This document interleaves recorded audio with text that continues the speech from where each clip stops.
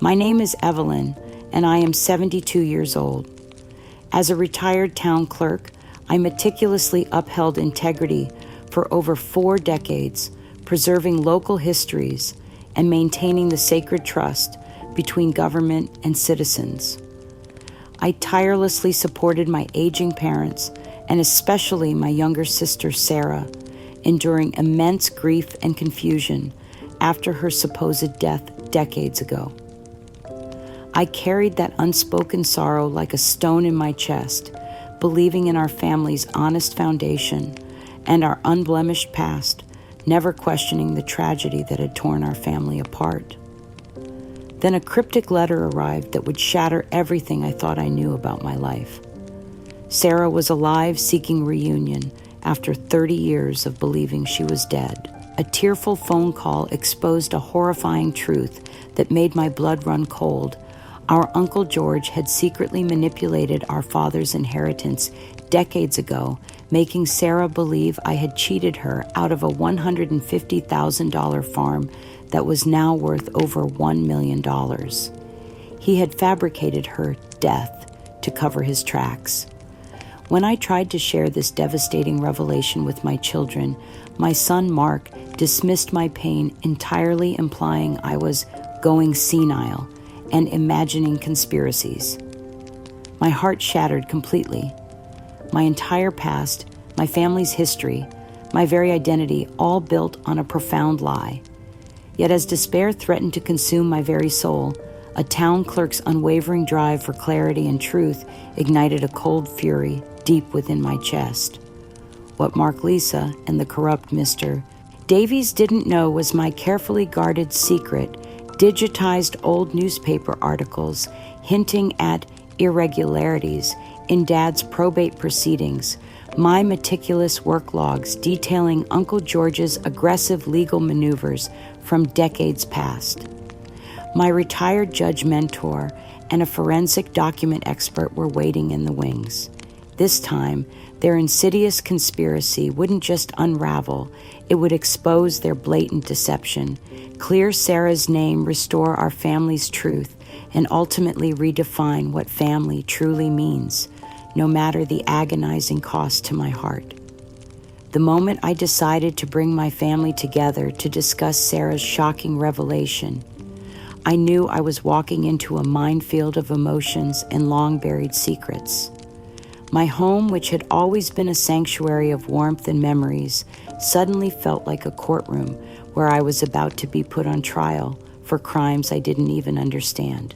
I had arranged a video call with Sarah, who was still 3 states away, while Mark and Lisa sat in my living room with expressions I had never seen before, a mixture of fear, defensiveness, and something that looked disturbingly like guilt.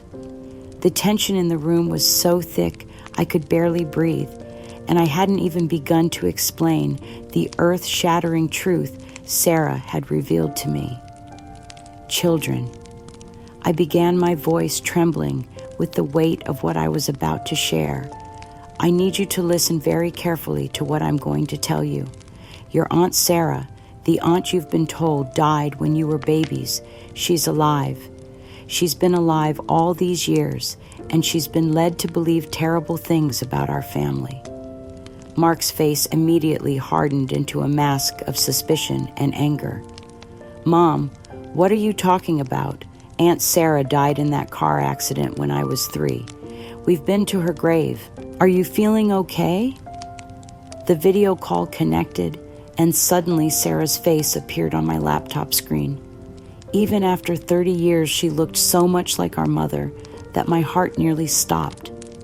But her eyes were filled with a pain and anger that cut through me like broken glass. Evelyn, Sarah's voice was cold and sharp, carrying decades of buried resentment. Why did you let Uncle George steal everything from me? You always cheated me out of what was rightfully mine. You ruined my entire life. I believed you were dead to me, and you were. You were dead to me for 30 years while you lived comfortably on what should have been mine.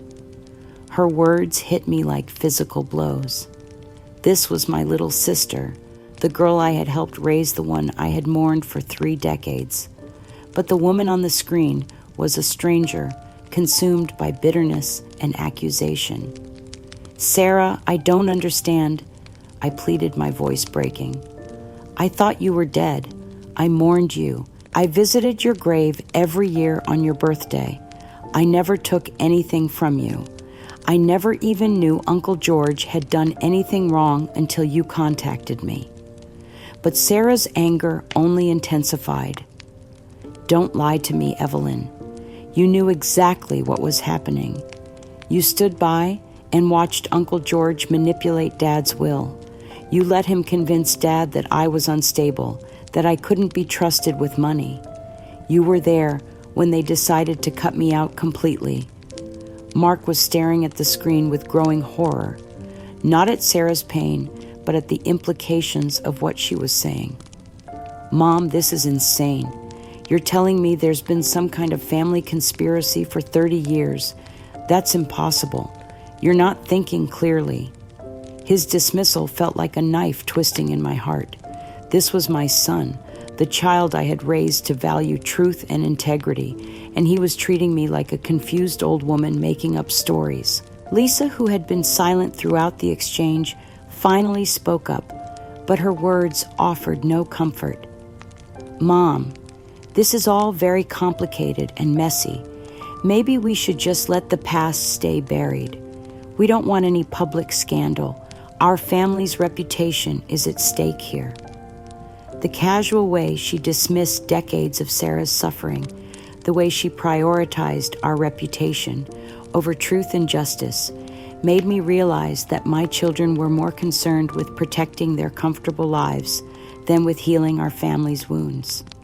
Mr. Davies, the family's original estate lawyer, who was now in his 80s, had been contacted by Sarah and was participating in the call. His voice carried the weight of authority and the subtle threat of legal action. "Mrs. Evelyn," he said with practiced professionalism, "I understand this is all very emotional, but we need to focus on practical solutions. Sarah has legitimate concerns about the handling of your father's estate. Perhaps we can discuss some form of financial compensation to resolve this matter quietly." His words confirmed my worst fears. This wasn't about family reconciliation or healing old wounds. This was about money manipulation and covering up past crimes. The man who had been trusted with my father's legal affairs was now using Sarah's pain as leverage for financial gain. Sarah's demands escalated quickly and unreasonably.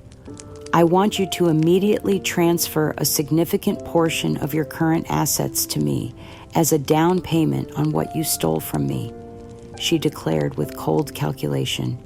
"If you refuse, I'll go public with everything. The whole town will know what kind of family we really are." The threat of public exposure sent Mark and Lisa into panic mode. "Mom, you have to do something," Mark pleaded. "We can't have this kind of scandal following us around. Just give her what she wants so we can move on." Lisa nodded frantically. "Please, Mom, think about our careers, our reputations. We can't afford to have people talking about family secrets and stolen inheritances." I looked at my children, the people I had raised to be honest and compassionate, and saw strangers who were willing to throw me under the bus to protect their own comfort. They weren't interested in the truth about what had happened to Sarah or the injustices our family had suffered. They just wanted the problem to disappear, regardless of the cost to me or to Sarah. "But don't you understand," I said desperately, "Sarah isn't the enemy here. Uncle George manipulated all of us. He lied to Sarah about me, and he lied to us about her. We're all victims of his deception." Mark's response was swift and cruel. "Mom, you're being completely irrational. That whole inheritance mess was decades ago. Sarah was always trouble, everyone knew that. Are you sure you're remembering things correctly? Don't go losing your mind over old stories that don't matter anymore. The implication was clear. He was suggesting that my age was affecting my judgment, that I was becoming confused and unreliable. The man I had raised to respect his elders was now using my age as a weapon against me. Sarah's voice cut through the tension like a blade. See, Evelyn, even your own children know you can't be trusted. They know you're a liar who destroyed our family for your own gain. As I sat in my living room surrounded by the accusations and dismissals of people I loved, I felt something fundamental break inside me. The family I had worked so hard to protect and preserve was crumbling around me, and I was being blamed for cracks that had been there for decades. But beneath the devastating pain and humiliation, something else was stirring. The same meticulous attention to detail that had made me an excellent town clerk was now focusing on the inconsistencies in their stories, the gaps in their logic, and the evidence that would prove the truth. They thought they were dealing with a confused old woman who could be bullied into submission. They were about to discover that they had awakened something far more dangerous, a woman who had spent her entire career uncovering the truth and who would not rest until justice was served. In the days following that devastating confrontation, Sarah's demands became increasingly aggressive and unreasonable. She had tasted the power of threatening public exposure, and now she wielded it like a weapon against my already broken heart. Her phone calls came at all hours, each one more demanding than the last.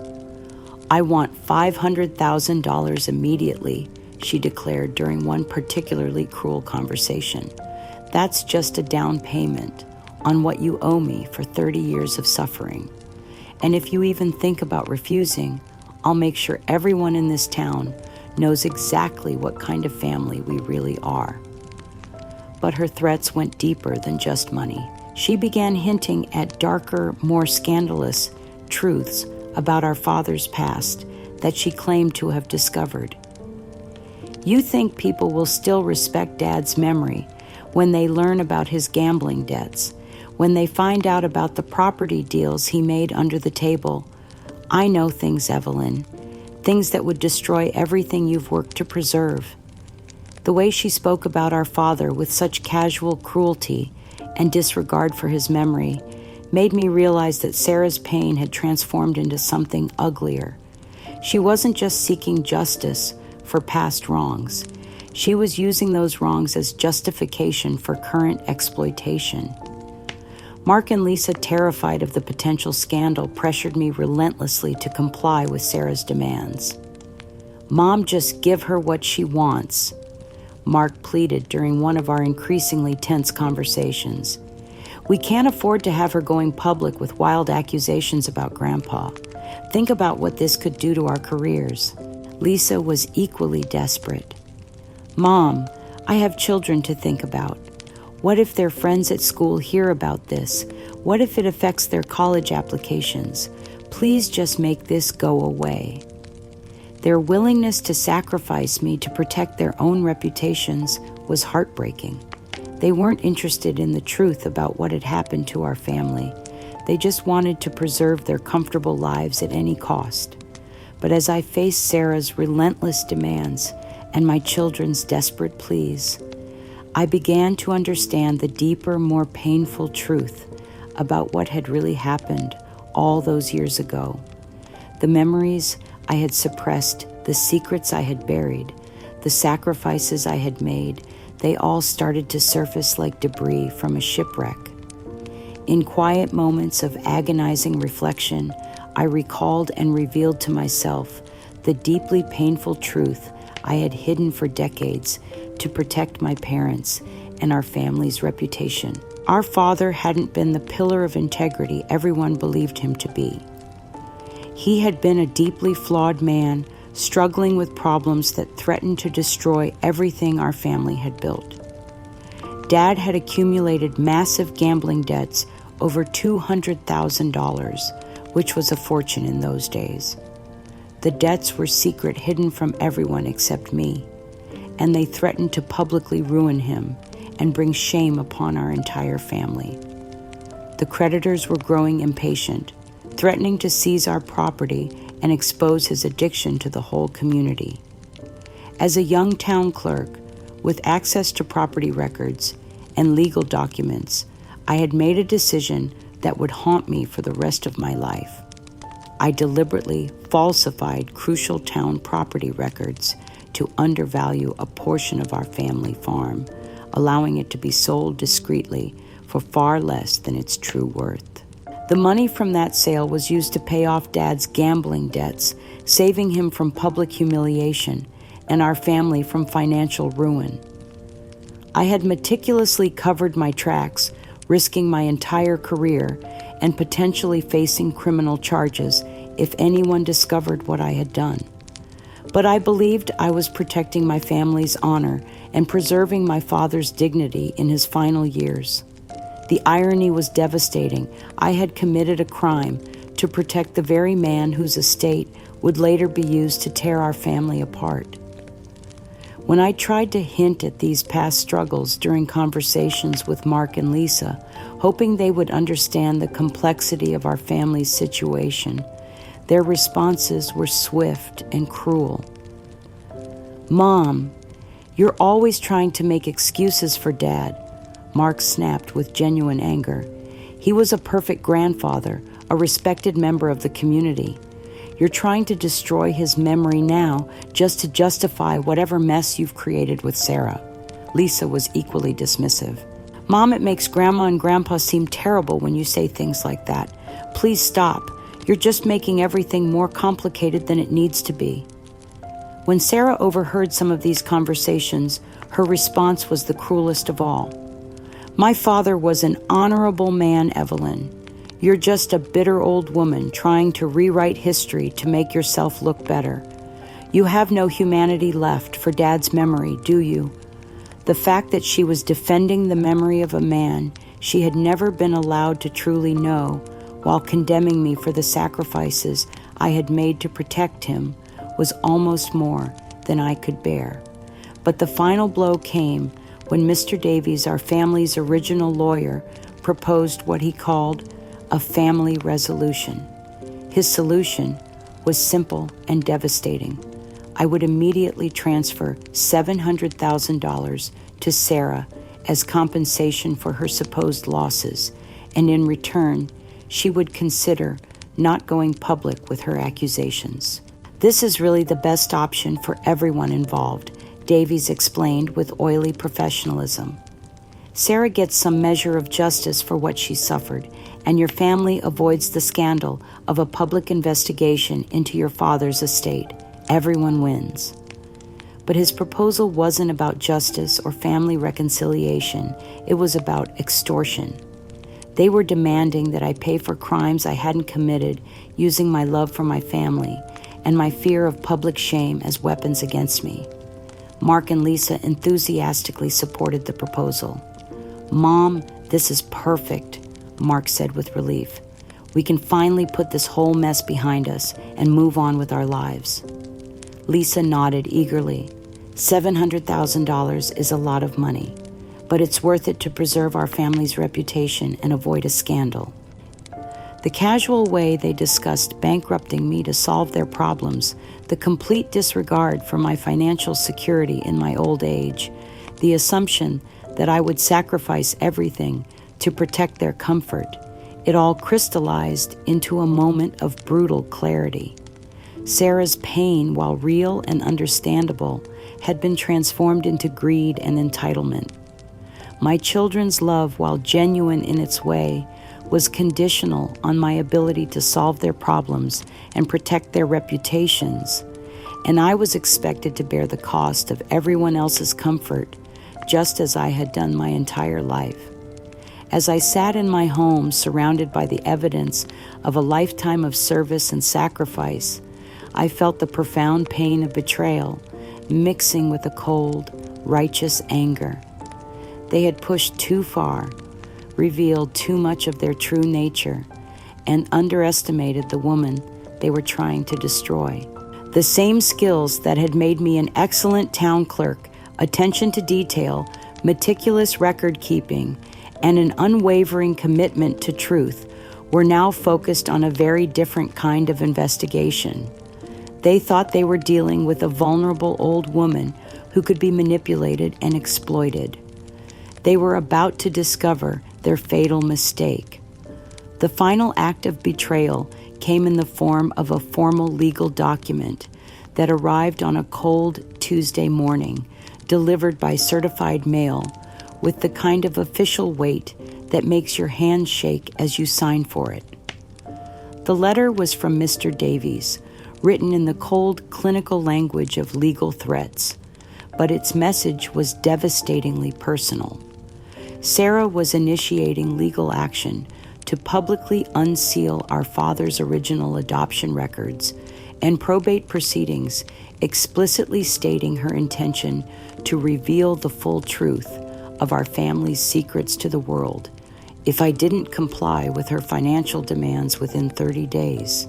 The threat was clear and calculated pay-up, or watch our family's reputation burn in the court of public opinion.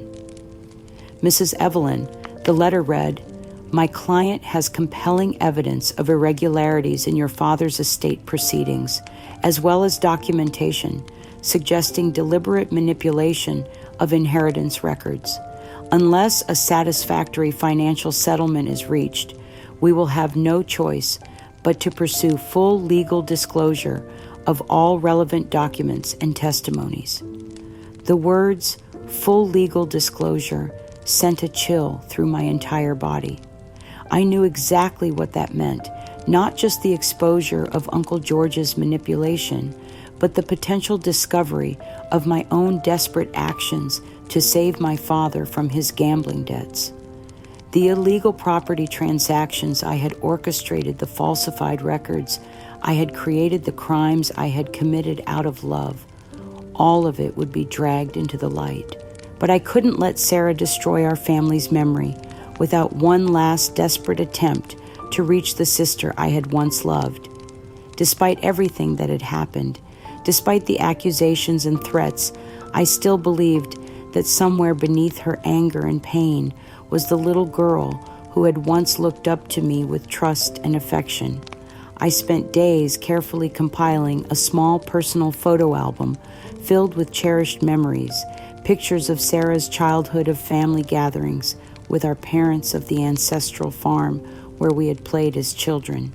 Each photo was a testament to the love that had once bound our family together, proof that our history wasn't just about money and manipulation, but about genuine connection and shared joy. I wrote a heartfelt letter to accompany the album, pouring my heart onto paper in a way I hadn't done since I was young. My dearest Sarah, I wrote, "I know you're in pain, and I know you have every right to be angry. But before you destroy everything we once were, please remember that we were sisters first before any of this happened. We were a family who loved each other, who protected each other, who shared dreams and fears and laughter. That love was real, even if everything else has been twisted by lies." I left the package anonymously at Sarah's home, hoping that the privacy and intimacy of the gesture would penetrate the walls of anger she had built around herself. For a few days, I allowed myself to hope that maybe, just maybe, she would remember the bond we had shared and find a way to heal rather than destroy. But that hope was shattered when I saw the local evening news 3 days later. The anchor was introducing a human interest story about family secrets and the price of truth. And there on my television screen was Sarah standing outside Mr. Davies's law office with a microphone in her face and a crowd of reporters gathered around her. In her hands were the torn and cut-up remains of my photo album pieces of our family's history scattered like confetti in the wind. The images of our childhood, our parents' loving faces, the farm where we had been happy, all of it destroyed as deliberately and cruelly as possible. Some family history is better left buried, Sarah announced to the cameras with cold satisfaction. But it's time for the real story to come out. This is for all the hidden children, all the families who have been cheated and lied to. The truth will finally be told. The caption beneath her image read, "Local woman exposes, family cover-up, decades of deception finally revealed." In that moment, watching my sister destroy the tangible evidence of our shared love while promising to destroy our family's reputation, I felt my heart shatter beyond any possibility of repair. This wasn't justice or healing. This was revenge, pure and simple. Sarah had become someone I no longer recognized, someone who could destroy precious memories and threaten the dead without a moment's hesitation. The text message that arrived later that evening was the final nail in the coffin of any hope I had harbored for reconciliation. "You leave me no choice, Evelyn," it read. "The truth is coming out whether you like it or not. You lose. Don't contact me again. Ever. You're crazy if you think you can stop me now." But Sarah's cruelty was matched by my own children's betrayal. Mark had begun calling mutual acquaintances, spreading rumors that I was mentally unstable and obsessed with old lies. He was systematically destroying my reputation in the community, painting me as a deranged, bitter old woman who was making up stories about family conspiracies. "Mom's been acting really strange lately," I overheard him telling our longtime neighbor, Mrs. Patterson. "She's got these wild theories about family secrets and stolen inheritances. I think she's maybe developing some kind of dementia. We're really worried about her." The deliberate destruction of my credibility, the casual way he dismissed my pain as mental illness, the complete lack of consideration for the truth, it all confirmed that I was truly alone in this fight. But in a moment of overwhelming despair, confiding in Dr. Rebecca Chen, a family therapist who had become my ally, I revealed the deepest, most guarded secret of my past. The truth about our father's condition in his final years, the real reason behind the inheritance complications, and the ultimate sacrifice I had made to protect our family's honor. "Dr. Chen," I whispered, my voice breaking with the weight of decades of hidden shame. The inheritance dispute that led to Sarah's disappearance wasn't just about money. It was about protecting a terrible secret that would have destroyed our father if it had come to light. Our father in his final years had suffered from severe, untreated early-onset dementia. The gambling debts were real, but they were symptoms of a deeper problem, a brilliant man's mind deteriorating in ways that made him vulnerable to manipulation and poor judgment. His erratic behavior, his financial mismanagement, his moments of extreme paranoia, they were all signs of a disease that no one understood at the time. Uncle George had discovered Dad's condition and mercilessly exploited it, manipulating him into signing fraudulent documents, turning him against Sarah, and convincing him to make decisions that would benefit George rather than his own daughters. But George's manipulation went even deeper. He had used Dad's illness to justify Sarah's exclusion from the family, claiming that she was unstable and dangerous to be around someone in Dad's condition. I had managed Dad's affairs in secret, covered up his decline, and orchestrated the quiet sale of farm property to pay his debts and preserve what was left of our family's assets. But I had done it all illegally, falsifying documents and manipulating records to protect his dignity and prevent public exposure of his condition. I made myself complicit in technically illegal acts, I confessed to Dr. Chen, but I did it out of love. I couldn't bear to see him humiliated, to watch the community lose respect for a man who had given so much of himself to public service. so I took the burden upon myself, even though it meant risking everything. The cosmic irony was devastating. Sarah's current accusations and threats to expose our father's true condition to the world would destroy the very man I had sacrificed everything to protect. My deepest act of filial devotion was being twisted into a weapon against me, and the truth I had hidden out of love was being used to justify my sister's cruelty.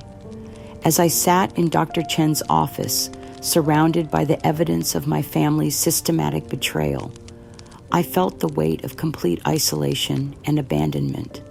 But beneath the crushing despair, something unbreakable was forming, a cold, burning resolve to seek ultimate truth and justice, no matter the cost. They had pushed me too far, revealed too much of their true nature, and underestimated the woman they were trying to destroy. The town clerk who had spent her career preserving truth and fighting corruption was about to apply those skills to the most important case of her life. The battle for my family's soul was about to begin, and I had nothing left to lose. The systematic destruction of my professional legacy reached its most sophisticated and devastating phase when Sarah and Mark orchestrated what they called a historical reckoning exhibit at the town's historical society, the very institution where I had once served with pride and dedication. This highly publicized event was designed not just to discredit me personally, but to systematically undermine every aspect of my life's work and professional integrity. The exhibit, ostensibly created to correct historical inaccuracies and shed light on previously hidden truths, was actually a carefully crafted attack on my reputation as a meticulous archivist and truth seeker. Sarah and Mark had leveraged their social and professional networks to gain access to the Historical Society's resources, presenting themselves as concerned family members seeking to set the record straight. The centerpiece of the exhibit featured manipulated town records and questionable documents that purported to prove their version of our family's narrative. Some of these materials appeared to be authentic historical records that Uncle George had altered decades ago, while others seemed to be more recent fabrications designed to support their current claims. These newly discovered documents reveal a pattern of oversight and possible bias in previous archival work, the exhibit's promotional materials claimed. Our investigation has uncovered evidence that certain family histories may have been deliberately obscured or misrepresented in official records. The implication was clear. I had either been incompetent in my record keeping or had deliberately concealed important information. Either way, my professional credibility was being systematically destroyed by people who had never spent a single day preserving historical truth. The public humiliation of my profession was orchestrated with theatrical precision. Sarah gave interviews to local media, presenting herself as a courageous truth seeker who was finally correcting decades of historical inaccuracies. Her performance was masterful in its manipulation of public sympathy. For too long, certain perspectives have dominated our family's official history, she explained to reporters with practiced sincerity. As someone who was excluded from that narrative, I feel a responsibility to ensure that future generations have access to the complete truth, not just the version that was convenient for previous record keepers. Mark played his role perfectly, providing testimonials about my supposed biased perspective and emotional attachment to certain narratives. He spoke with the authority of someone who had grown up in the system, making his criticisms seem insider knowledge rather than calculated attacks. My grandmother's work was always thorough, he said with false respect. But I think her personal involvement in these family matters may have affected her professional objectivity. Sometimes Being too close to a situation can cloud your judgment about what should be preserved and what should be documented. This public attack on my core professional identity as a truth-preserving town clerk was deeply humiliating.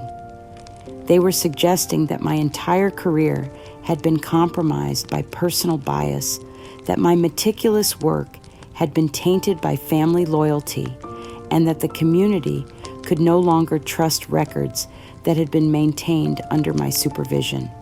Living in the homeless shelter, I learned about the exhibit's opening from a sympathetic former colleague who had seen the local news coverage. Mrs. Rodriguez, who had worked with me for 15 years, was horrified by what she had witnessed. "Evelyn, I can't believe what they're doing to you," she said during our hushed phone conversation. "They're displaying documents I've never seen before, claiming they were overlooked in previous archival work. But some of these papers look suspicious to me. The paper quality seems wrong. The signatures don't match samples I remember." She managed to obtain a copy of the exhibit's brochure and brought it to me at the shelter. Holding that glossy publication, seeing my life's work systematically undermined and my professional reputation publicly shredded by my own family members was an unbearable psychological torment. The brochure featured photographs of Sarah and Mark standing beside display cases, smiling as they pointed to documents that supposedly proved my incompetence. The caption read, "Local family members uncover hidden historical truths, a new look at archive accuracy."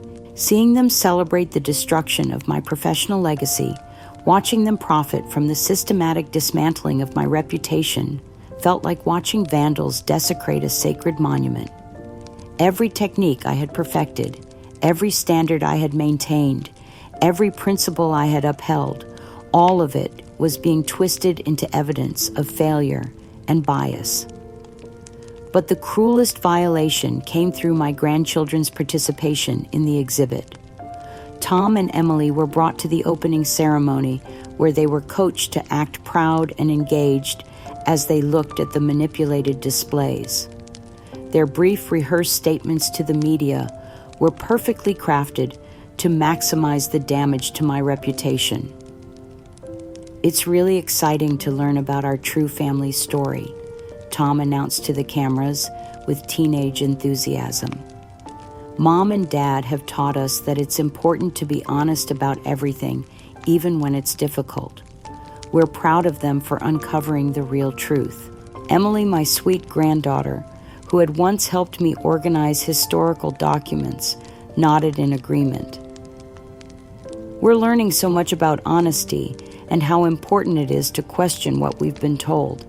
Sometimes people hide things, but the truth always comes out eventually."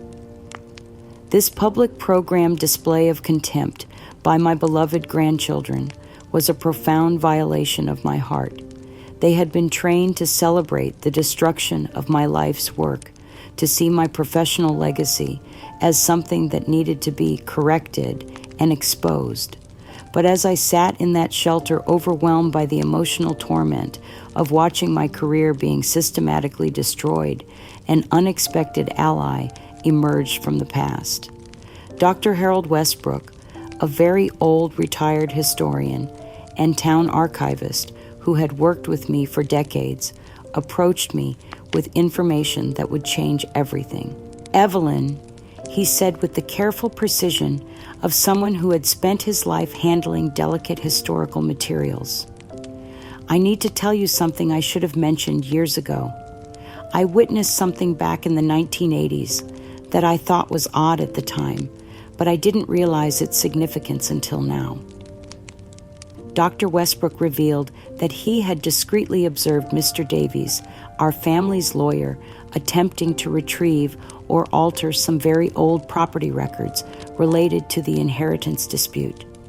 The incident had occurred when I was focused on other duties, so I had never known about this suspicious activity.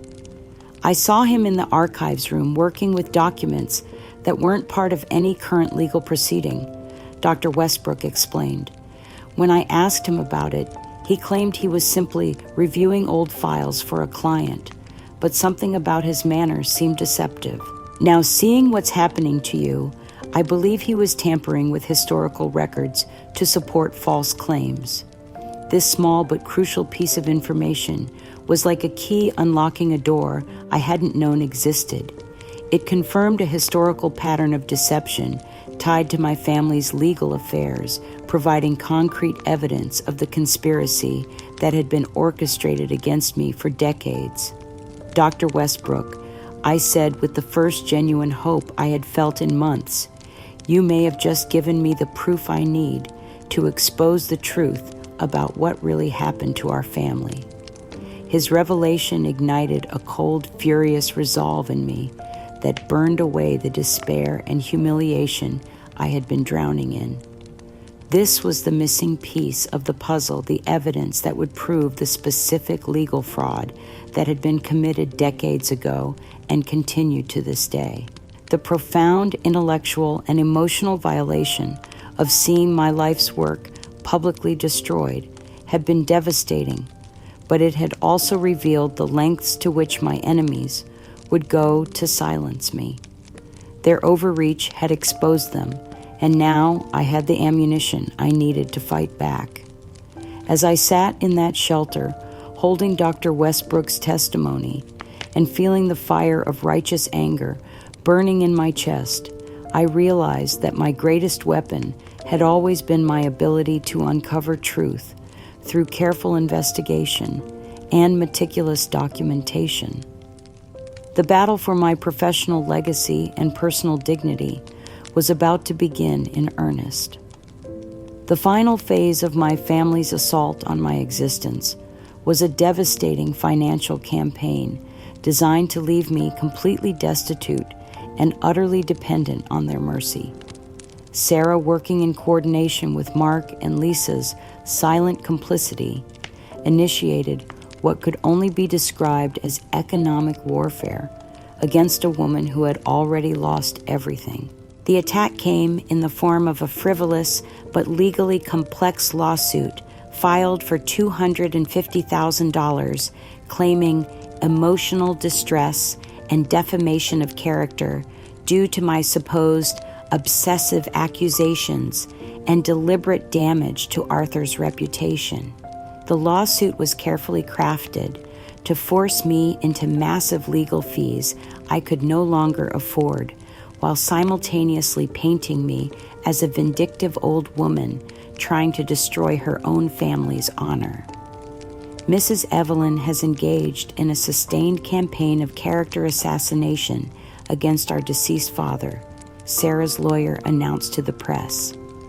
Her false accusations about family conspiracies and hidden fraud have caused immeasurable emotional damage to surviving family members and tarnished the memory of a respected community leader. But the lawsuit was only the beginning of their systematic destruction of my remaining resources. Sarah contacted my former University Alumni Association and professional historical societies, falsely reporting serious concerns about my mental competence and erratic behavior. She claimed that I was unfit to manage any remaining personal historical documents or maintain any professional relationships. These fabricated reports led to a devastating blow that completed my professional isolation. The State Historical Preservation Board, convinced by Sarah's lies about my supposed mental decline, revoked my credentials and removed me from their registry of approved archivists.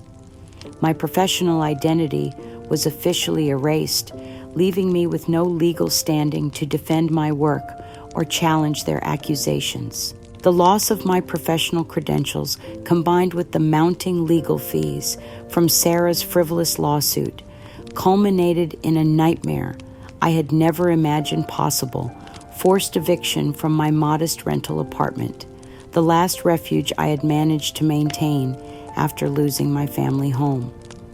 Mark's wife, Brenda, with characteristic cruelty, deliberately timed and publicized my eviction to attract maximum media attention.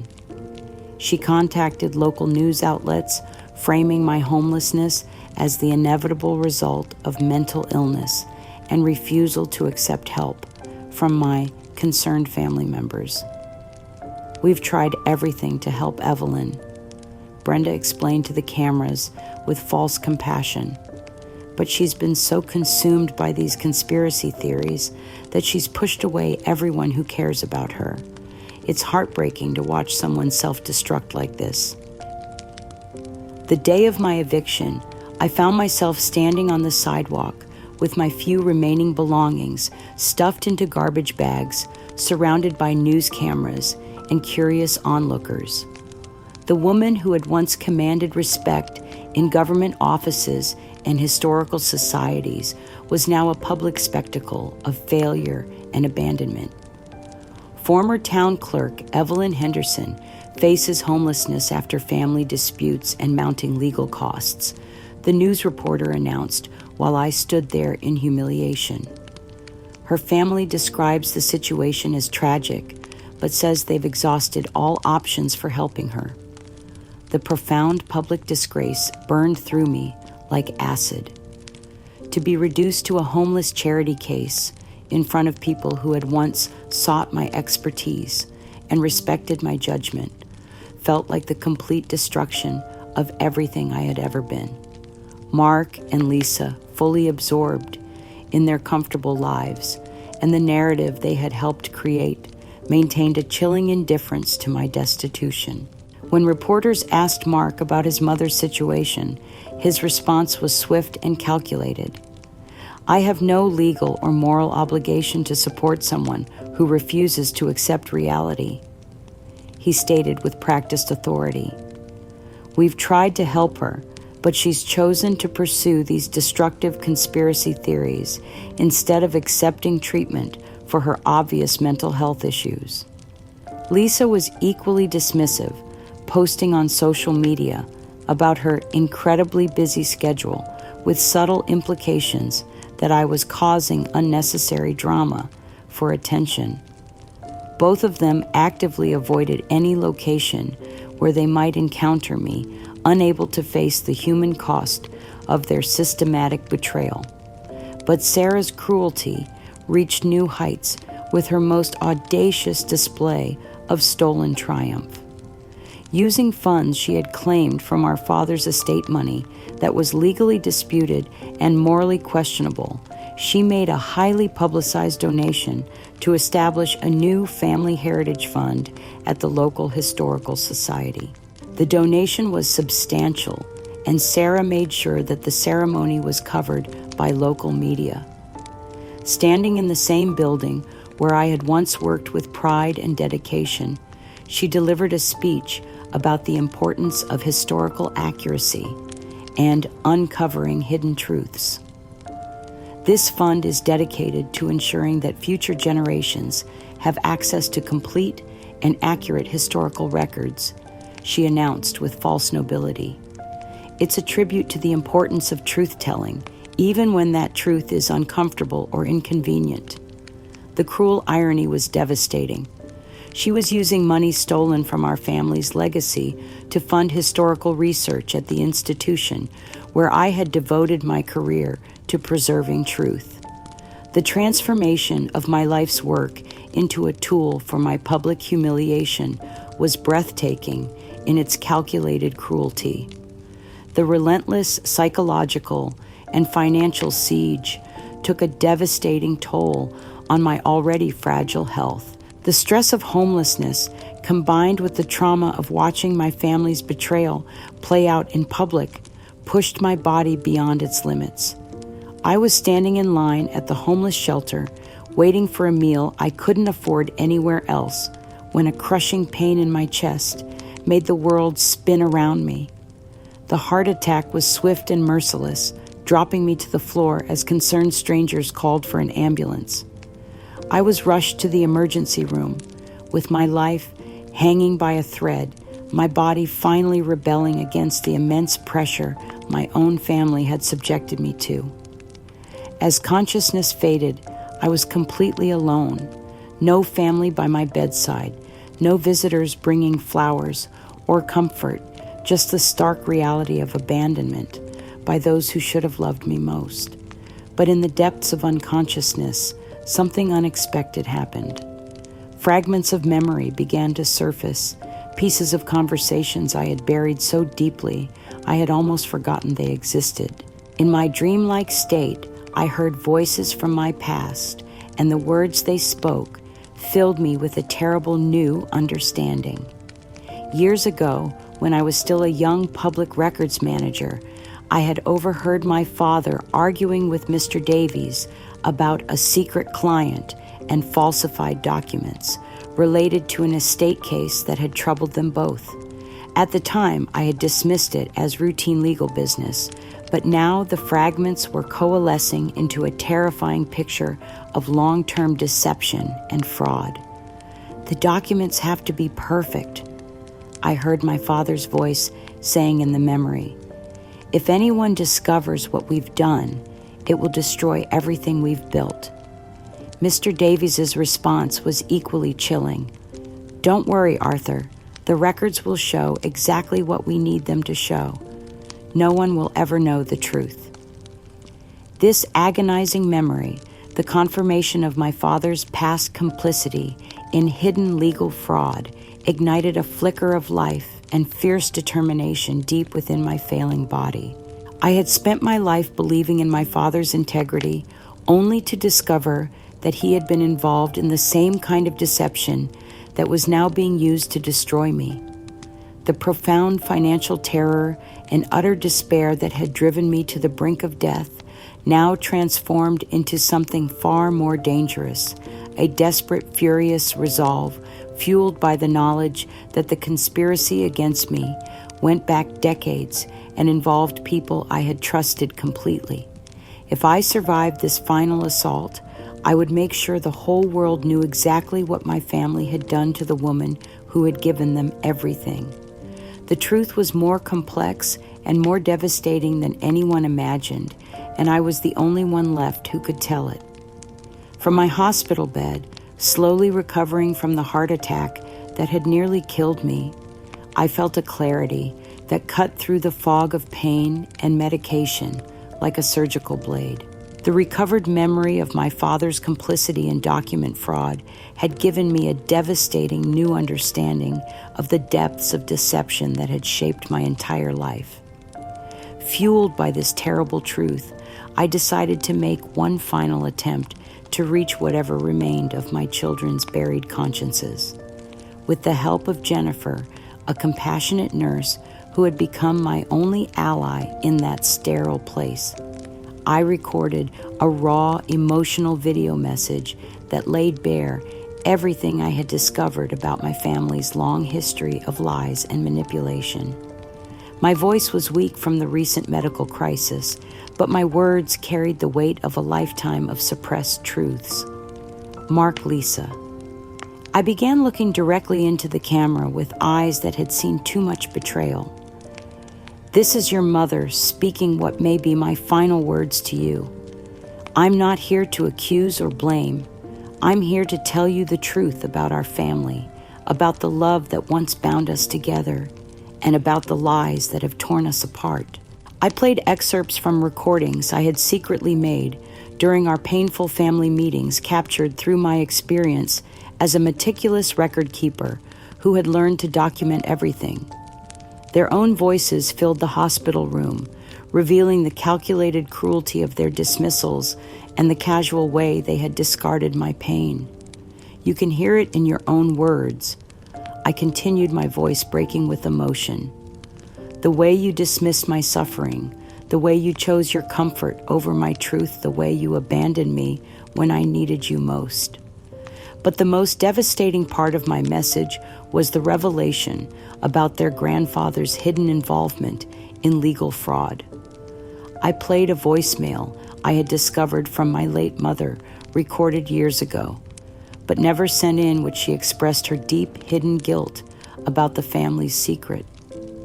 "Your grandmother knew about your grandfather's illegal activities," I whispered to the camera. She lived with that guilt for decades, and she tried to warn me before she died. But I was too loyal, too protective of his memory to listen to what she was trying to tell me.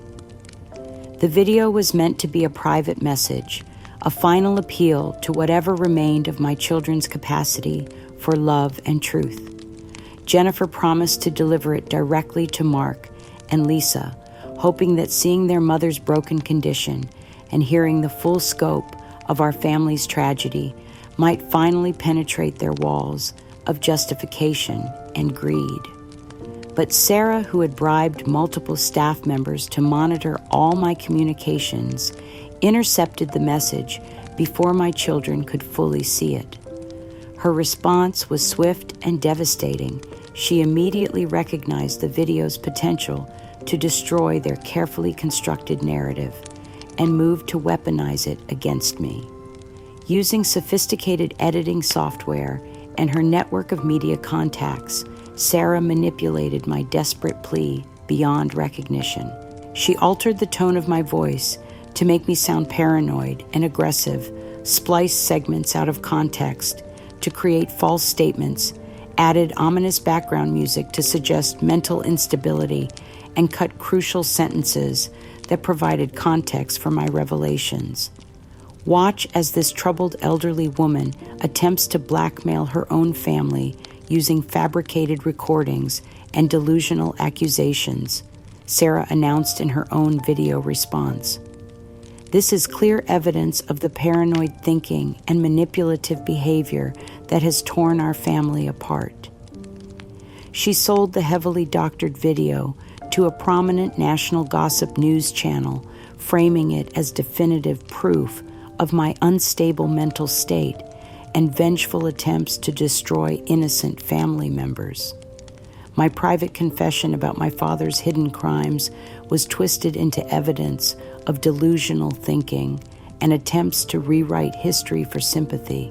The video went viral within hours, spreading across social media platforms with commentary that painted me as a dying manipulator, trying to guilt-trip her successful children and defame her deceased parents for attention. My desperate plea for understanding had been transformed into a weapon that proved their point about my supposed mental deterioration. Mark and Lisa's response was the final nail in the coffin of any hope I had harbored for reconciliation. They appeared on national television within days, giving tearful interviews that were perfectly calculated to generate sympathy while destroying any credibility I might have retained. This situation is absolutely heartbreaking for our entire family. Mark said, his voice cracking with what appeared to be genuine emotion. Watching our mother's mental decline has been devastating. We've tried everything: professional care, family support, medical intervention, but her condition continues to deteriorate. Lisa played her role perfectly, offering subtle nods of agreement and looks of feigned sympathy that publicly reinforced Mark's narrative. "We just want Mom to find peace," she added with tears in her eyes. But her accusations are hurting everyone, including herself. We're asking for privacy during this difficult time. They brought my grandchildren onto the program, Tom and Emily, now looking genuinely sad and worried, as they had been coached to express concern for their troubled grandmother. "We love Grandma," Tom said with heartbreaking sincerity, "but Dad says she's sick in her mind, and that's why she says confusing things. We just want her to get better and stop being so angry all the time." Brenda, Mark's wife, appeared in the same segment, offering her own perspective on the family's tragic situation. Her performance was masterful in its manipulation of public sympathy. "We've watched this destroy our family," she said with false compassion. "Evelyn was once such a sharp, capable woman. To see her reduced to making these wild accusations and conspiracy theories, it's just heartbreaking. We're doing everything we can to get her the help she needs." This highly emotional public performance of concern completely refuted my truth while cementing my image as a delusional elderly woman whose own family was heroically trying to manage her dangerous fantasies. The interview was shared millions of times with viewers, expressing sympathy for Mark and Lisa's difficult situation and criticism of my manipulative behavior. But even as my public image crumbled beyond repair, a crucial ally was working behind the scenes to document the truth. Dr. Rebecca Martinez, a forensic genealogist who had once worked with me on historical research projects, had been contacted by Margaret Chen and was conducting her own investigation into my case. Her meticulous analysis of Sarah's manipulated video revealed clear evidence of digital tampering, altered audio frequencies, spliced segments, and background additions that proved the message had been heavily doctored. More importantly, her genealogical research had uncovered discrepancies in our family's official records that supported my claims about long-term document fraud. "This isn't just elder abuse," she told Margaret during one of their private conversations. "This is a sophisticated fraud operation that has been ongoing for decades.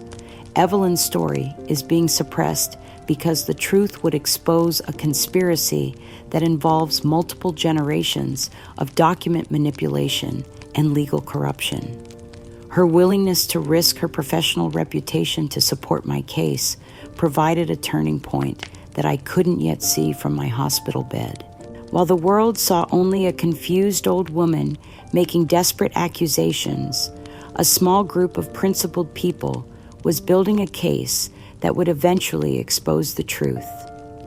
As I lay in that hospital bed, watching my deepest suffering being publicly twisted and used as evidence of my mental instability, I felt the weight of complete defeat.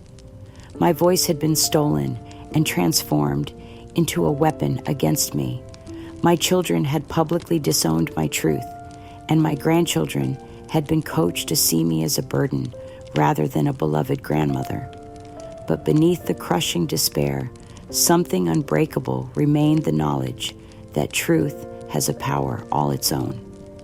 Somewhere in the evidence I had carefully collected in the witnesses who had observed their cruelty in the historical records that would eventually surface lay the ammunition for a justice I might not live to see, but that would eventually come. They had silenced me, but they could not silence everyone. The truth was still there, waiting to be uncovered by those brave enough to look beyond the carefully constructed lies. Justice was coming, even if I could no longer see it through the darkness of my current torment. During my slow recovery from the heart attack, something extraordinary began to unfold that would change everything. The network of allies that Margaret Chen had assembled, including Dr. Rebecca Martinez, the forensic genealogist, and a team of elder law attorneys, had been working tirelessly to build an ironclad case against those who had systematically destroyed my life. Armed with the evidence we had painstakingly gathered, my legal team launched a massive federal civil and criminal lawsuit against Sarah, Mark, and Lisa for fraud, conspiracy to conceal identity, elder abuse, and national defamation. The charges were comprehensive and devastating, targeting not just the recent abuse, but the decades-long conspiracy that had torn our family apart. The case attracted immense national attention, with media outlets describing it as one of the most complex elder abuse cases ever prosecuted. The courtroom was packed with reporters, legal observers, and advocates for senior rights, all waiting to see if justice would finally prevail after decades of systematic deception. But the moment that changed everything came when Dr. Martinez took the stand to present her forensic analysis of our family's historical records. Using state-of-the-art scientific techniques, she had conducted a meticulous side-by-side comparison of authentic family documents with the fabricated claims that had been used to support Sarah's false narrative. "Your Honor," Dr. Martinez announced, with the authority of someone who had spent her career uncovering hidden truths. "The evidence I'm about to present will demonstrate beyond any doubt that the plaintiff's claims are based on systematically falsified documents spanning multiple decades." She displayed enlarged photographs of birth certificates, property deeds, and legal documents pointing out subtle but crucial differences in paper composition, ink chemistry, and handwriting analysis that proved extensive forgery and alteration. These documents have been manipulated using techniques that were common in the 1970s and 80s, she explained to the silent courtroom. The perpetrators were skilled, but they couldn't anticipate the forensic capabilities we have today. But the most devastating evidence came in the form of audio recordings that had been preserved in my father's personal effects conversations between him and Mr. Davies that revealed the true scope of their conspiracy. As my father's voice filled the courtroom, decades of carefully constructed lies crumbled into dust. "The girl can never know the truth," my father's voice said with chilling clarity. "If Sarah discovers what we've done, it will destroy everything we've built. She has to believe that Evelyn cheated her, that the family turned against her deliberately." Mr. Davies' response was equally damning. "Don't worry, Arthur. The documents will show exactly what we need them to show. Sarah will disappear, and no one will ever connect her to the original inheritance. Your secret will be safe." The recordings revealed that my father's desperate financial situation, the gambling debts I had worked so hard to conceal, had driven him to make a bargain with Mr. Davies that would haunt our family for generations. In exchange for legal assistance in covering up his debts, my father had allowed Davies to manipulate Sarah's inheritance and orchestrate her disappearance from our lives. The courtroom fell into stunned silence as the full scope of the deception became clear. This wasn't just about money or property. It was about the deliberate destruction of family bonds for personal gain. Dr. Thompson, the family doctor who had been complicit in the original fraud, was called to testify next. Confronted with the overwhelming forensic evidence and audio recordings, the elderly physician broke down completely on the witness stand. "I was young and needed the money," he confessed through tears of shame and regret. "Arthur promised me a substantial payment if I would help falsify some birth records and medical documents. I thought it was a minor favor, but I realize now that I participated in destroying a family." His testimony revealed the depth of the conspiracy and led to his immediate professional disgrace and license revocation. The man who had taken an oath to do no harm had instead participated in one of the most harmful deceptions imaginable. Sarah's reaction to the overwhelming evidence was swift and devastating. As she watched her carefully constructed narrative crumble before her eyes, her cunning facade shattered completely. She began screaming incoherently at the judge, making desperate accusations against everyone in the courtroom, and had to be physically restrained by court security. "It's all lies," she shrieked as she was led away. "They're all lying. I'm the victim here. I'm the one who was cheated." Her public psychological collapse confirmed everything about her guilt and malice, revealing the true nature of the woman who had systematically destroyed my reputation and driven me to the brink of death. But the most heartbreaking moment came when Mark was called to testify. My son, who had once been the center of my world, took the stand looking like a broken man. Confronted with the overwhelming truth of his father's lifelong deception, his own active complicity in the cover-up, and Sarah's public disgrace, Mark's carefully maintained facade finally shattered. "I knew," he whispered, his voice barely audible through the courtroom microphone. I knew something was wrong, but I was too scared to face the truth. I thought if I just went along with it, if I helped them silence Mom, everything would work out. His confession dissolved into incoherent sobs as he collapsed on the witness stand, overwhelmed by the magnitude of his betrayal and the irreversible damage he had caused to our family. "I'm sorry, Mom," he cried, looking directly at me for the first time in months. "I'm so sorry for everything I did to you. I was weak and I was scared, and I let them turn me into someone I never wanted to be." Watching my son's complete breakdown was agonizing. Despite everything he had done to me, seeing him utterly destroyed by the consequences of his choices brought me no joy, only a complex mixture of sorrow and vindication that left me emotionally drained. Lisa, who had been silent throughout most of the proceedings, finally spoke up from the gallery. "Your Honor," she said in a voice thick with emotion, "I want to make a public statement about my role in this situation." She stood up, tears streaming down her face, and addressed the entire courtroom. "I was a coward. I stood by and watched my mother be destroyed by lies, and I did nothing to stop it. I let fear control my actions, and I participated in the cruelest betrayal imaginable."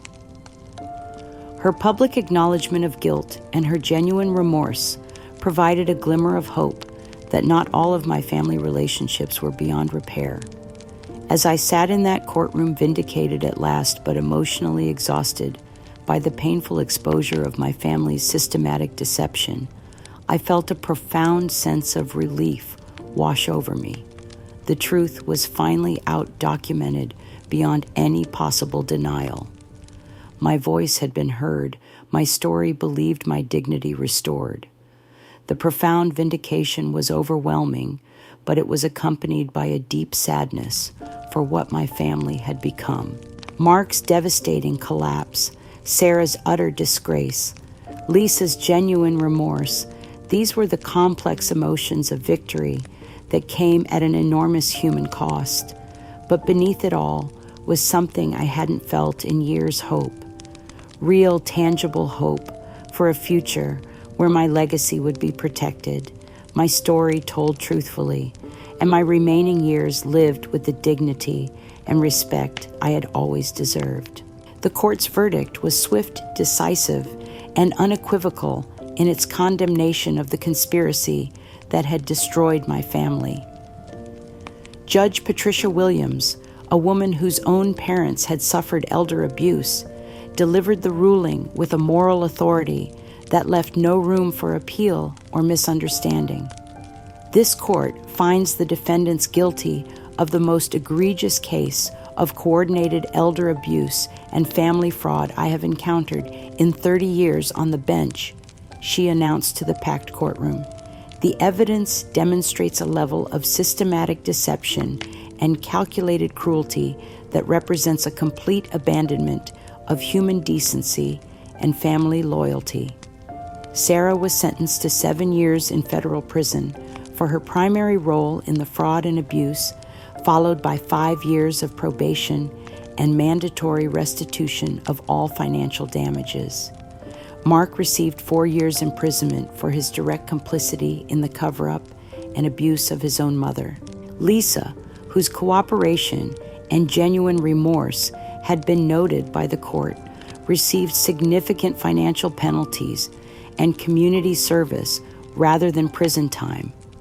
Dr. Thompson's medical license was permanently revoked, and he faced his own criminal charges for his role in the decades-old document fraud. Mr. Davies, though deceased, was posthumously stripped of his legal honors, and his estate was held liable for damages. But more important than the sentences was the court's formal vindication of my character and integrity. Judge Williams issued a written judgment that explicitly recognized my lifelong commitment to truth and historical accuracy, completely dismantling the false narrative that had been created to destroy my reputation. Evelyn Henderson, is a woman of exemplary character whose professional integrity and personal dignity have been systematically undermined by those who should have protected her, the judge declared.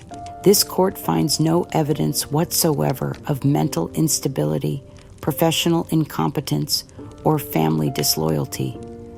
On the contrary, the evidence demonstrates a sharp, principled woman whose trust was betrayed by her own family members. The legal validation was a profound restoration of my dignity and legacy. After years of being portrayed as a confused, delusional burden, I was officially recognized as the competent, honorable woman I had always been. The judge's words carried the weight of law and the authority of truth. The financial restitution was substantial, over $1 million, when damages, legal fees, and punitive awards were calculated. But more importantly, the court's ruling established legal precedents that would protect other elderly victims of similar family-based fraud and abuse. Sarah's downfall was as complete as it was deserved. Stripped of her freedom and reputation, she became a cautionary tale about the ultimate cost of greed and deception. Her name would forever be associated with elder abuse and family betrayal, serving as a warning to others who might consider exploiting vulnerable relatives. Mark's imprisonment was both tragic and necessary.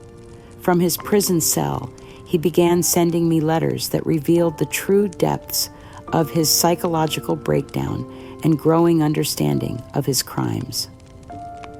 Mom. He wrote in handwriting that shook with remorse. I know I have no right to ask for your forgiveness, but I need you to know that I understand now what I've done. I destroyed the most important relationship in my life because I was too weak to stand up for what was right. His letters continued over the months, documenting his participation in therapy programs and his desperate attempts to understand how he had become someone capable of such cruelty toward his own mother. I wake up every day knowing that I helped destroy the woman who gave me life, he confessed in one particularly painful letter. I can't undo what I've done, but I can spend the rest of my life trying to become someone worthy of your love again. Reading his letters filled me with complex emotions, sorrow for what he had become, hope for his potential redemption, and a cautious willingness to leave the door open for future reconciliation if he proved capable of genuine change. But the most hopeful development came from Lisa, who approached me after the verdict with authentic humility and a commitment to making amends that went far beyond mere words. Mom, she said through tears that seemed to come from the deepest part of her soul, I know I can't undo my cowardice or take back my silence when you needed me most, but I want to spend the rest of my life proving that I can be the daughter you deserved all along.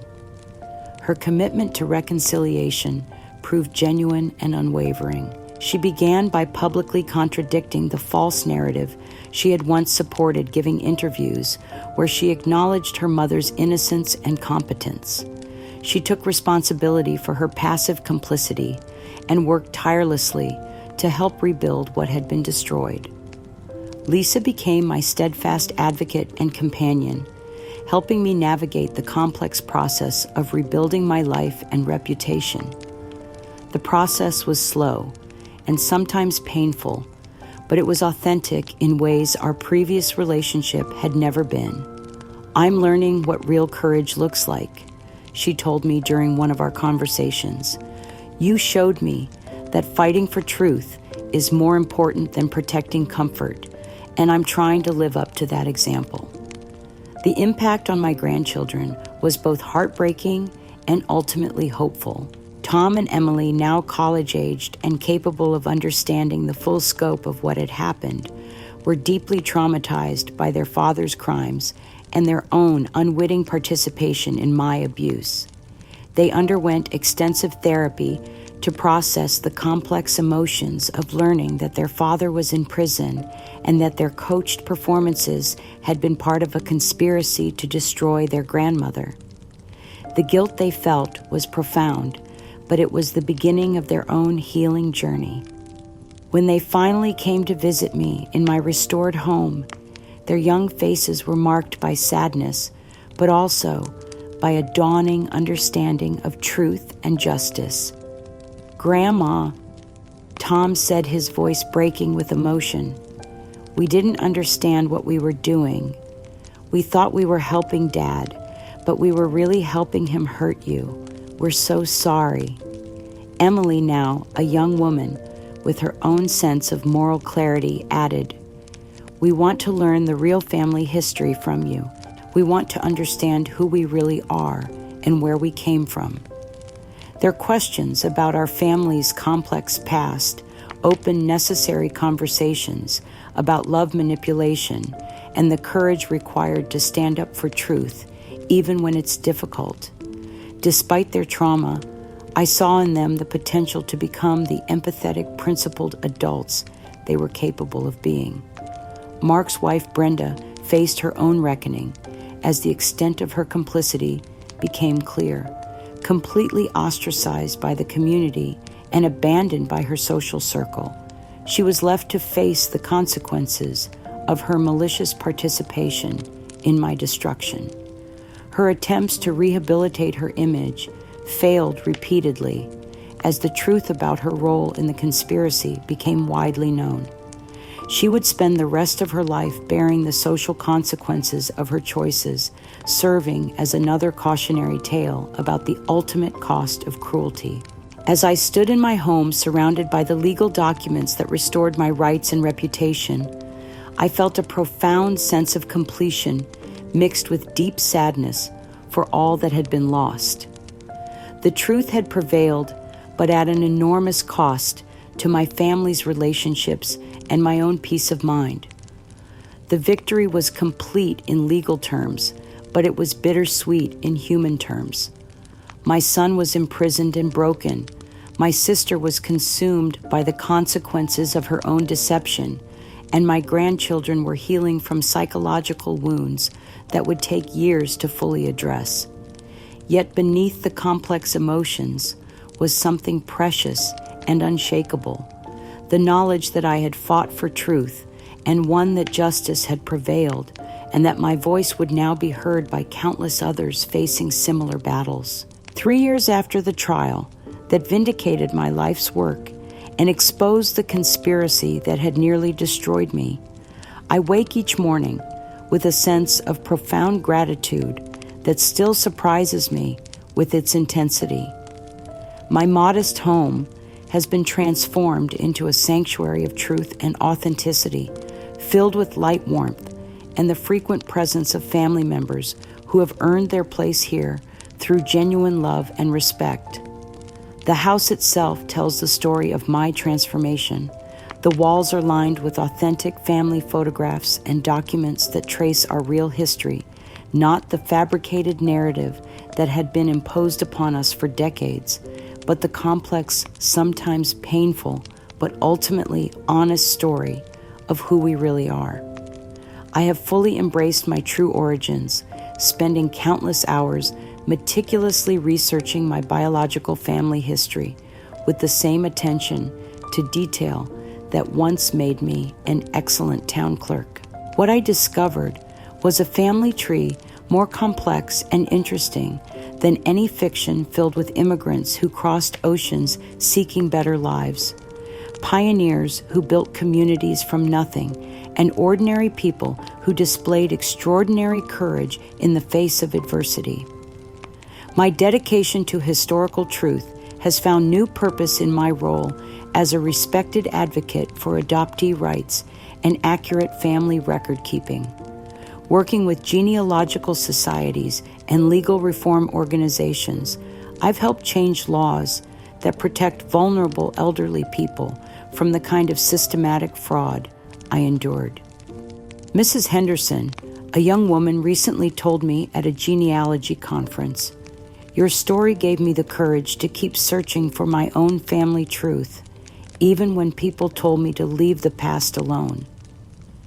These moments of connection and purpose give my suffering meaning beyond personal vindication.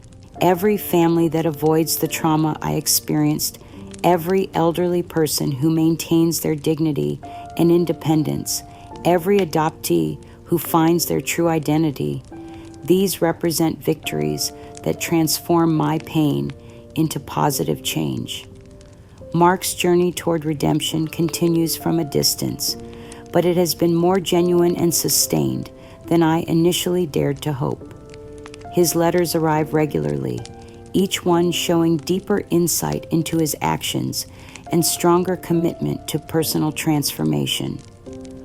Mom, he wrote in his most recent letter, I'm learning in therapy that I spent so many years afraid of losing our family's perfect image that I was willing to destroy the real family we had. I can't undo the damage I caused, but I can make sure I never again choose comfortable lies over difficult truths. His ongoing therapy and community service work with elder abuse prevention programs suggest real change rather than mere manipulation. While a fully restored relationship remains uncertain, his acknowledgement of responsibility and commitment to making amends represents significant progress.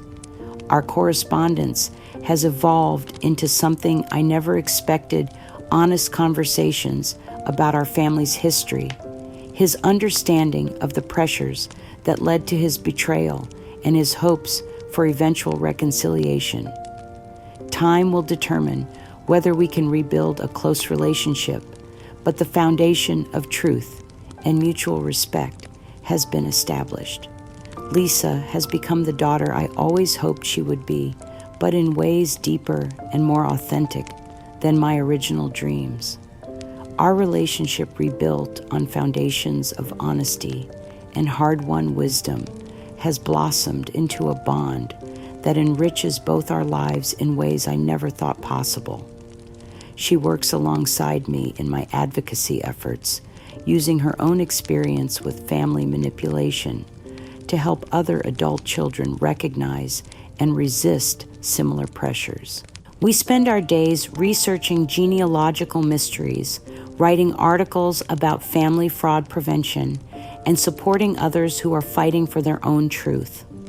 Mom, she told me recently as we worked together on a particularly complex case, I've learned that real courage isn't avoiding difficult truths, it's facing them and doing what's right even when it costs you something.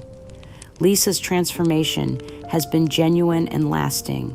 She's become my fiercest advocate, ensuring that my story continues to be told accurately, and that other elderly people facing similar abuse know they have allies in their fight for justice. My grandchildren's healing has been one of the most rewarding aspects of this new chapter. Tom and Emily, now young adults who have worked through their trauma with excellent therapists, have developed authentic relationships with me that are based on truth rather than manipulation. Tom, now studying social work with a focus on elder advocacy, often brings his textbooks to our conversations, eager to learn from my experiences and contribute to preventing similar abuse. Grandma, he said during one of our recent talks, I want to understand not just what happened to you, but how to help other families avoid the kind of destruction we experienced. Emily, pursuing a degree in genealogy and historical research, has found her own way to honor our family's commitment to truth. She's written extensively about her experience as a child manipulated by adults, and her work has helped other young people understand the difference between genuine family loyalty and harmful manipulation. Their presence in my daily life represents hope for the future, a generation that understands the importance of truth, the danger of family secrets, and the courage required to stand up for what's right, even when it's difficult. Sarah remains imprisoned, serving as a stark reminder of how greed and deception ultimately destroy those who practice them. Her attempts to appeal her conviction have failed repeatedly, and she faces the remainder of her sentence knowing that her name will forever be associated with elder abuse and family betrayal. Dr. Thompson lives in disgrace, his medical career ended, and his reputation permanently destroyed by his participation in the decades-old fraud. His fall from respected physician to convicted criminal serves as a cautionary tale about the long-term consequences of compromising professional ethics for personal gain. The most meaningful transformation in my life has been my emergence as a national advocate for adoptee rights transparency in historical records and the importance of accurate family narratives. My memoir, Hidden Truths, A Family's Journey from Deception to Redemption, has become essential reading for genealogists, social workers, and anyone interested in family dynamics.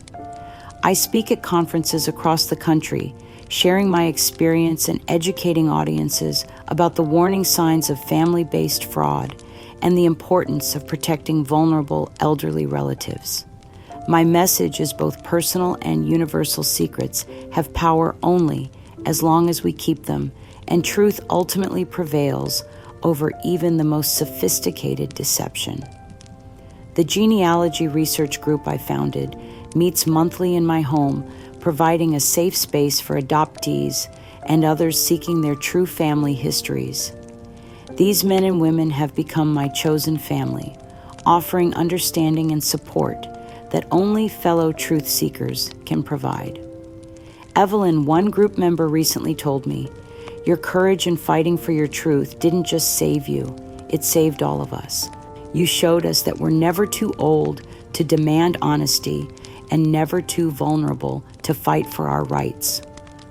My work has contributed to significant legislative changes, strengthening protections for elderly people and improving transparency in genealogical records. The systematic failures that enabled my abuse have been addressed through new training programs, accountability measures, and victim advocacy resources. Most importantly, I found immense joy and profound meaning in transforming my pain into positive change. My days are filled with purposeful activity, genuine relationships, and the quiet satisfaction of a life lived authentically. The victory is complete, not just in terms of justice, but in the deeper sense of having reclaimed my identity, my purpose, and my future. The woman who was once silenced and dismissed has become a powerful advocate whose influence extends far beyond her own story.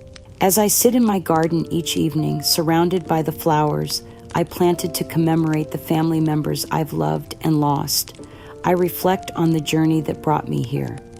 The betrayal was devastating. The fight was agonizing, but the transformation has been miraculous. I have not just survived, I have thrived, finding purpose in pain and strength in suffering. The legacy I'm building now is one of courage, truth, and unwavering commitment to justice. This is the life I was meant to live, free, authentic, and dedicated to ensuring that others never endure what I experienced in silence. Years have passed since that terrifying period when my own family turned against me, using lies and manipulation to nearly destroy everything I held dear. Now I radiate an unshakable inner peace that was hard-won through immense adversity and the kind of struggle that tests the very foundations of who we are as human beings. My cherished home, once a symbol of deception and broken trust, has become a sanctuary of vibrant life and authentic relationships.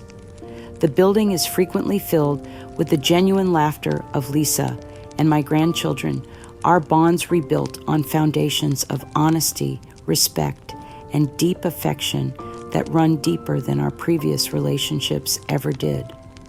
I have become a respected voice in the national conversation about family fraud, elder abuse, and the rights of adoptees to know their true histories.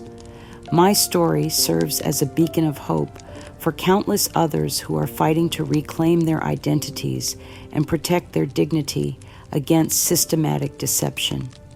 My days are rich with meaningful pursuits, writing, speaking, teaching, and mentoring, all chosen freely and pursued with the quiet joy that comes from hard-won independence and authentic purpose. Reflecting on my arduous journey through betrayal and back to triumph, I understand now that my greatest strength lay not in blind trust or protecting comfortable facades, but in courageously confronting deception and fighting for the integrity of my own history. I learned that self-worth is an unshakable foundation that cannot be destroyed by others' lies or manipulation, and that true family is built on transparency and genuine connection rather than secrets or shame. I carry no bitterness toward those who wronged me, only a profound wisdom gained from transforming my deepest pain into lasting purpose and positive change. My suffering was not meaningless. It became the catalyst for legal reforms, advocacy programs, and support systems that continue to protect vulnerable elderly people from the kind of systematic exploitation I endured. To anyone listening to my story who recognizes their own struggles within it, I offer this essential message: family secrets and hidden deceptions are toxic forces that thrive in darkness and silence, but they cannot survive the light of truth and the courage of those willing to speak out. Your identity deserves protection, your history deserves accuracy, and your dignity is a fundamental right that no one has the authority to steal through lies or manipulation. Truth will ultimately prevail over deception, authenticity will triumph over falsehood, and genuine relationships will prove stronger than those built on secrets and shame. A life of purpose and honest connection is always possible, no matter how dark the current circumstances may seem. The human spirit possesses a remarkable capacity for resilience, and identity can be reclaimed even after the most profound betrayals. My story stands as proof that we are never too old to fight for ourselves, never too vulnerable to demand honesty, and never too broken to heal and flourish again. The victory may come at great cost, and the scars may remain forever, but the freedom and authenticity that follow make every moment of struggle worthwhile. This is what I want my legacy to represent: the unwavering belief that every person deserves to live with dignity, surrounded by genuine truth rather than comfortable lies, support rather than manipulation, and hope rather than despair. This is the profound peace that comes not from avoiding life's hardships, but from facing them with courage and emerging stronger, wiser, and more committed to justice than ever before,